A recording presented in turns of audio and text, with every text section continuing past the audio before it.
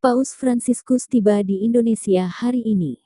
Pemimpin Gereja Katolik Dunia dan Kepala Negara Vatikan itu memulai lawatannya di Indonesia melalui Bandara Soekarno-Hatta.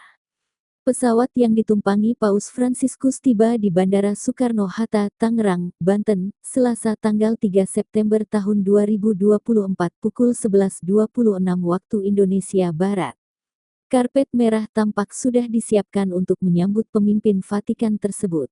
Menteri Agama, Menak, Yakut Kolil Koumas, Uskup Agung Jakarta Ignatius Kardinal Suharyo, hingga Ketua Panitia Kunjungan Paus Fransiskus ke Indonesia Ignatius Jonan tampak menyambut Paus Fransiskus. Terlihat pengamanan ketat saat Paus Fransiskus tiba. Paus Fransiskus melakukan serangkaian kegiatan di Jakarta mulai hari ini hingga tanggal 6 September tahun 2024. Pada tanggal 4 September tahun 2024 Paus Fransiskus akan melakukan kunjungan ke Istana Negara bertemu Presiden Joko Widodo, Jokowi. Pada hari yang sama, Paus Fransiskus juga akan mengunjungi Gereja Katedral. Kemudian, keesokan harinya, pada tanggal 5 September tahun 2024 Paus Fransiskus akan memimpin Misa Akbar di Stadion Utama Gelora Bung Karno, GBK.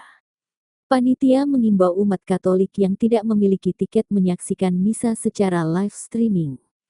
Hal itu disampaikan jubir panitia kedatangan Paus Fransiskus ke Indonesia, Romo Thomas Ulun Ismoyo, di Gereja Katedral.